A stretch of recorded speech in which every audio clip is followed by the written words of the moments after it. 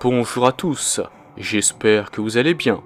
Le 17e numéro de la série de comics Dark Vador est sorti le 27 octobre aux États-Unis. Je vous propose donc de découvrir la suite de l'histoire du crossover aujourd'hui.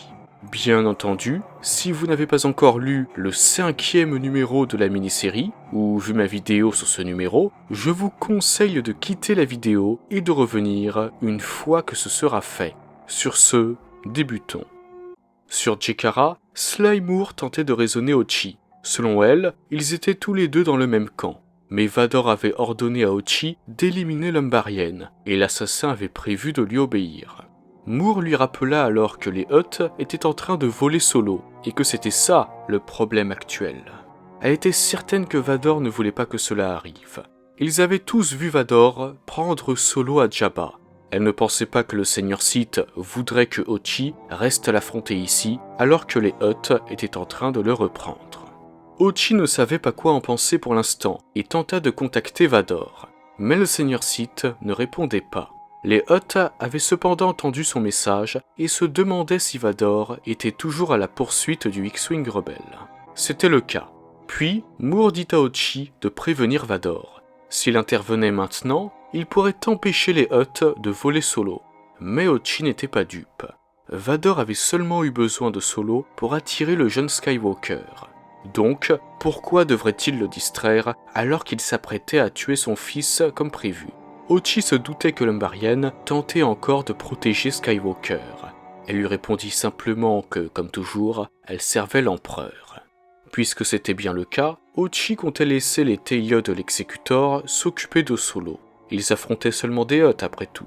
Que pouvaient faire ces derniers face à la puissance de l'Empire?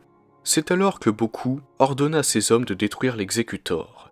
L'amiral Piet, quant à lui, contacta Vador, et après lui avoir expliqué que l'empereur voulait qu'il s'occupe personnellement des Hutt, il arrêta de pourchasser Luke.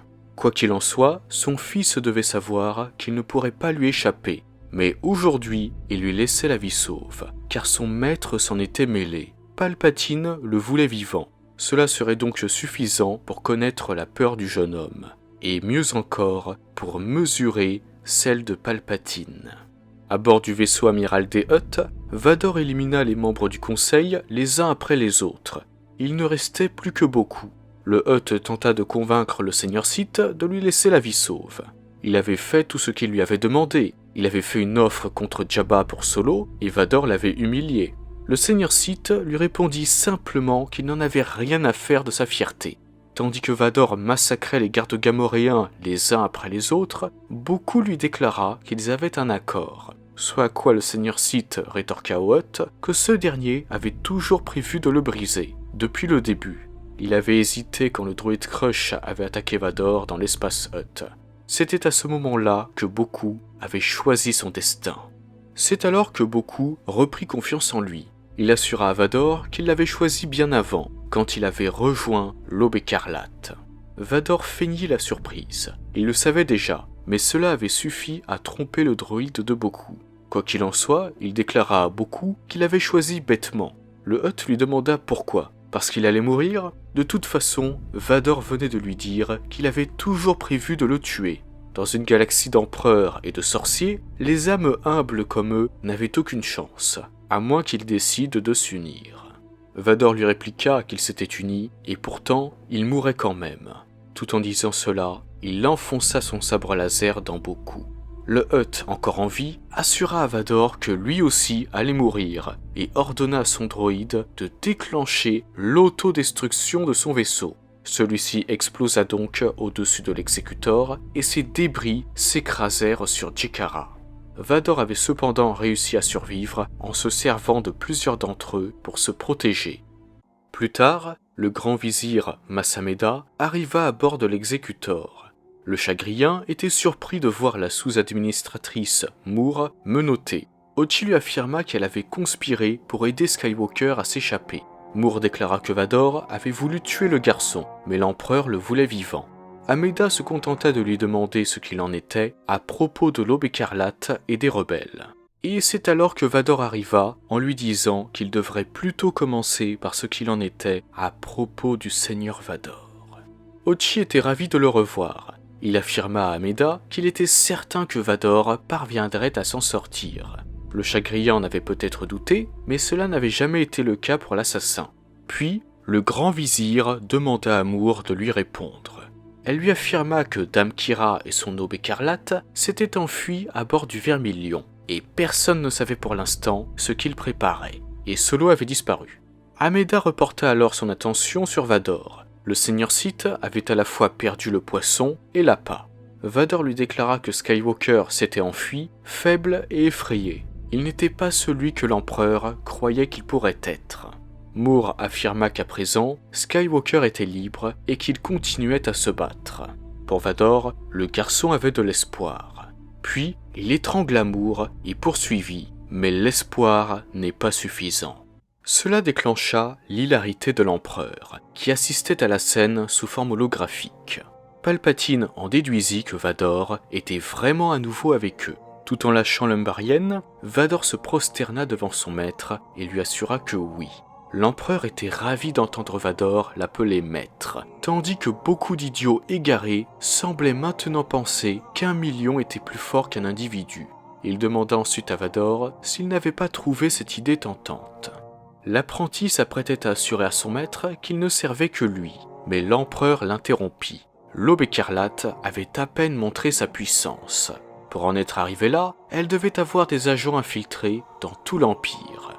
Vador avait pour mission de trouver ses espions et de leur montrer qui était le plus puissant. Puis, l'empereur mit fin à l'appel, et Vador quitta la salle avec Ochi. Il ne restait plus que Masameda et Sly Moore. Le grand vizir dit à la sous-administratrice qu'il l'avait prévenue.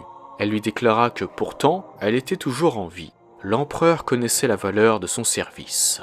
Tout en quittant la pièce, le chagrin lui affirma qu'elle n'était peut-être pas, tout simplement, digne de son intérêt. Plus tard, sur ordre de l'empereur, le général Romodi présenta à Vador l'ensemble des troupes dont il aurait besoin pour détruire l'Aube écarlate. Cependant, Ochi pensait qu'il pourrait avoir besoin d'une approche plus subtile. Il demanda ensuite à Vador ce qu'il avait prévu. Le seigneur Sith déclara qu'avant qu'Ochi n'entre au service de l'empereur, il était un assassin.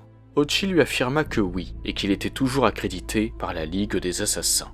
Vador lui ordonna donc de se rendre à cette ligue et de dire à ses membres qu'il le servait désormais.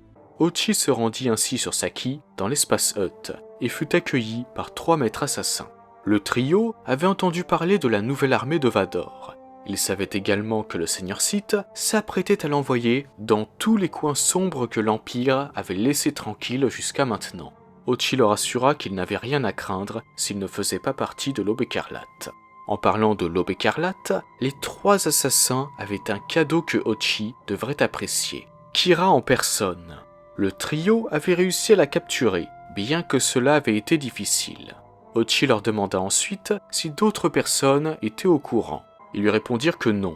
Ils étaient les seuls à le savoir et ils seraient les seuls à être récompensés. C'est alors qu'Ochi dégaina son pistolet blaster et abattit les 3 assassins. Puis il libéra Kira, qui lui dit « 1 million plus fort qu'un », et Ochi répéta ses dires. Et c'est ici que se termine ce nouveau numéro du crossover War of the Bounty Hunters. Dark Vador a éliminé le conseil Hutt et s'est vu confier pour mission de détruire l'Aube écarlate. Ochi, quant à lui, a rejoint l'organisation criminelle. Mais est-ce vraiment le cas? Rendez-vous dans la mini-série de comics Crimson Reign pour le savoir. Sur ce, je vous souhaite une excellente journée ou une excellente soirée, que la force soit toujours avec vous, et moi je vous dis bye. Merci à toi d'avoir visionné cette vidéo. Si elle t'a plu, n'hésite pas à la liker et à la partager. Cela permet de soutenir la chaîne. En outre, si ce n'est pas encore fait, tu peux t'abonner et activer la cloche des notifications pour être au courant de la sortie de toutes mes futures vidéos. Sur ce, que la force soit avec toi, à jamais.